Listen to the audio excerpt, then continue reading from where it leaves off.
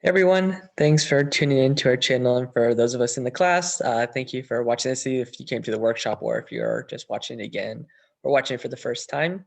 And for those online, I hope this really helps you all kind of be more part of the beginnR experience. As mentioned before, it's unfortunate for us that we're unable to have everyone in the class, but this is something that we were doing specifically for the class, just seeing how many people were doing projects related to heat maps. And then we thought, oh, this might actually be a really, really good time for us to go ahead and make a video in a workshop to help everybody make these, just because this is a type of graph that you really see in a lot of major publications, and it's just very powerful and really not that difficult at the end of the day if you've been following with us up until this point.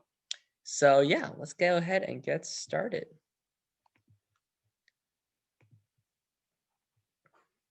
All right, so this is the graph we're going to be making today. I think this was a graph I made for a project a little while ago, and so I'm going to kind of guide you all through the process. I think also I'm from Brownsville, Texas, which is this little place way down here, and so thought that there's a lot of discussion right now in politics about changing demographics, particularly within Texas, and how that translates to political partisan votes. So I thought this was pretty relevant. This is about the Texas Hispanic population. This was in 2000. You can also do it for other years. I just chose this year because this is one I think which had a substantial amount of data or whatnot. And yeah, it's just the first one that I had. But just a quick disclaimer: the red and the blue, while they do align with political roots, are not use anything. You can use any color scale you want. This I just used because typically most graphs you see online use this color scale. So I wanted to make sure that everybody knew how to do this. So let me go ahead and let's go through this. So the two packages you're going to use are library tidyverse and library SF, which is shapefile. And real quick, if you haven't downloaded these yet, what you're going to have to do first is do install.packages, and then you'd have to put in shapefile. You don't have to do this multiple times. You just have to do this one time. You just have to load the library. That's something you do have to do every time. But once you're installed into R, you no longer need to do it. So our first data set is coming from here. This is coming from the census data from NHGIS. So publicly available, you can just download it for free. And it's just the demographics of Texas.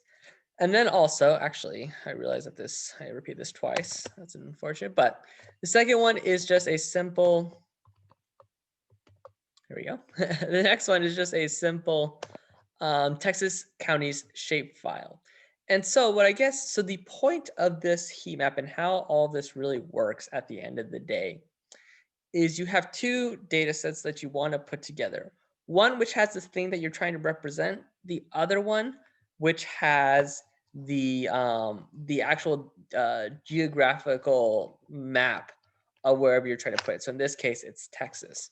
And one thing I do want to clarify is that this, I believe, is an older version of ours, so it's a little bit hard. I'm not sure if this specific command will work on everybody's screens, but it's very easy. All this really is at the end of the day is a data frame that has, I can actually pull it up right now, the Texas counties with the two important things, which are their FIPS codes, which is, you can see it's a state FIP code, a county FIP code, or when you put them together, this GEOID. And what these are is these are a unique multi-digit number for every single county in the United States that is coordinated with a geometry column. And this geometry column right here is what actually draws it on R. It's kind of think about it as XY points. It's the easiest way to think about it.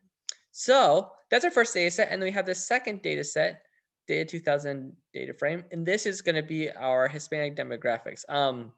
It also has the FIPS code. So we have state, county, as well as the Gis Join. And then we have these over here. And then it's going to be these two variables over here. One of them is Hispanic population. The other one's just the rest of the population. So you can add them together.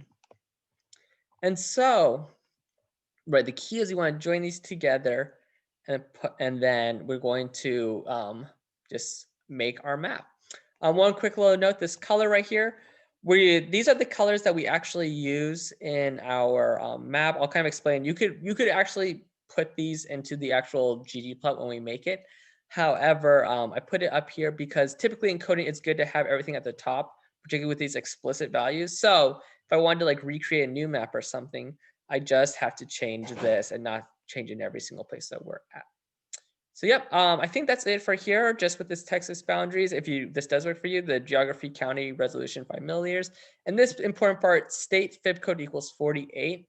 If I just did this, this would give me a data frame of all the United States. But I'm saying I want the FIP code of the state FIP code of 48.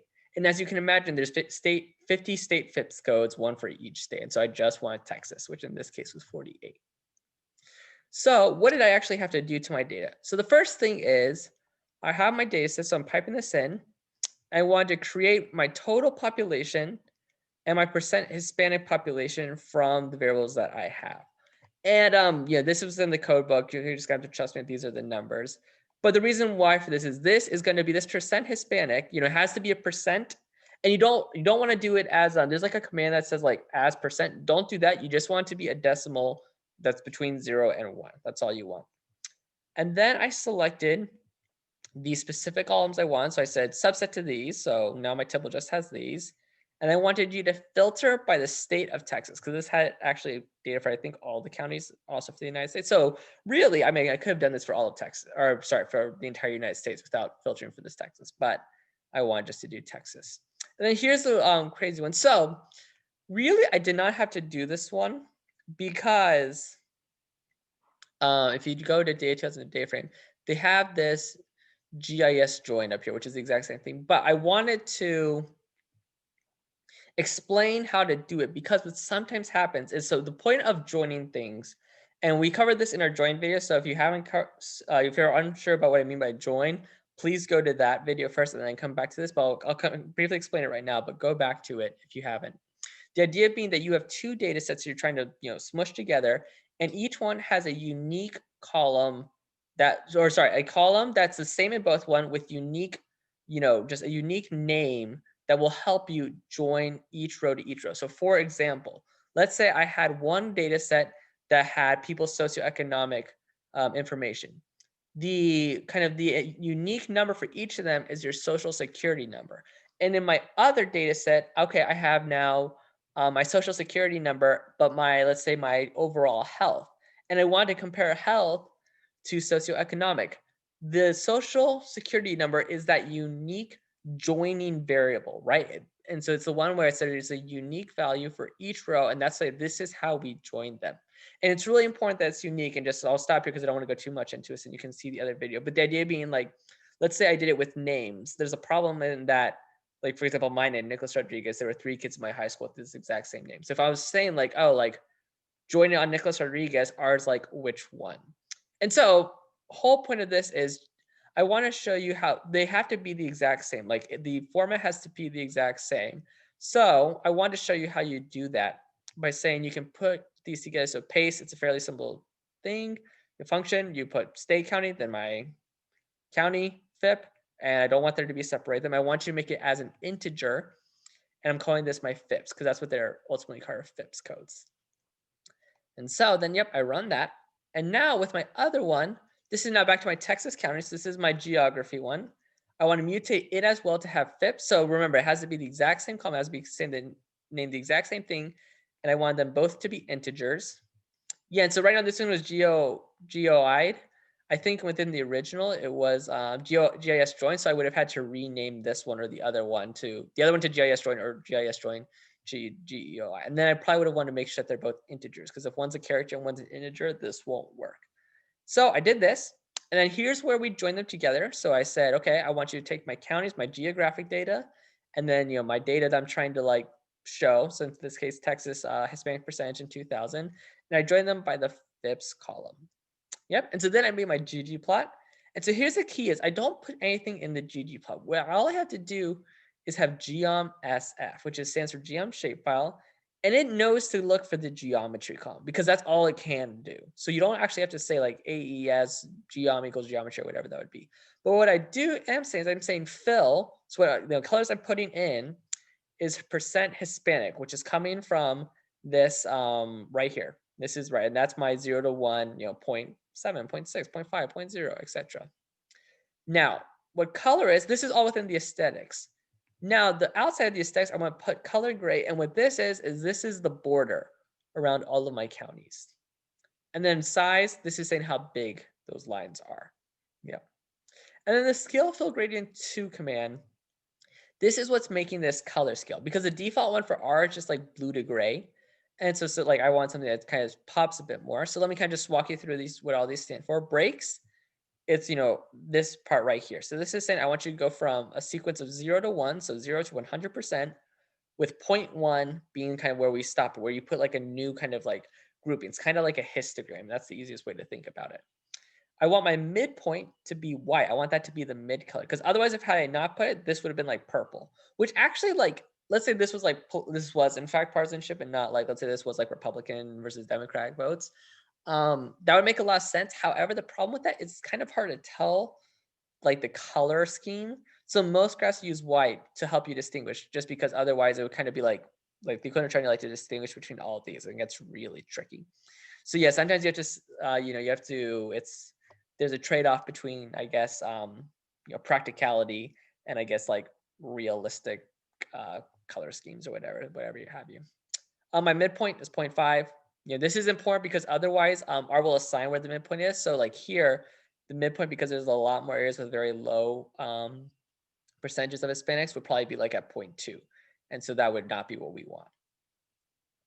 Then low, it's saying what low values are, color rep, high values are color dem. Again, these are these codes with these color codes I had, but I just wanted to make this with as least. So really, I could probably put mid. I should probably put up there as well, but let's do that. Theme void. All theme void is if you don't have theme void, you see all like the lat long lines behind it, and it's just a lot cleaner when it's just a white screen. And then I put the labs title right here, Phil. I want this one to be, as well as my caption is always really important to cite your work. And yeah, that's it. So, we kind of flew through all this. Feel free to kind of go over this again, check your code. It kind of, right, it depends differently on the main thing. The main, the key part here is that you need to have, a geometry variable, which is right with that list with like the, lat long codes, right? Or, these like dimensions. And then you need to have the points of what you're trying to represent. And usually you're going to have to join data join data by these FIPS codes, which sometimes are GIS join, but oftentimes sometimes you have to make them, and that's where you want to know how to use, make and use FIPS codes.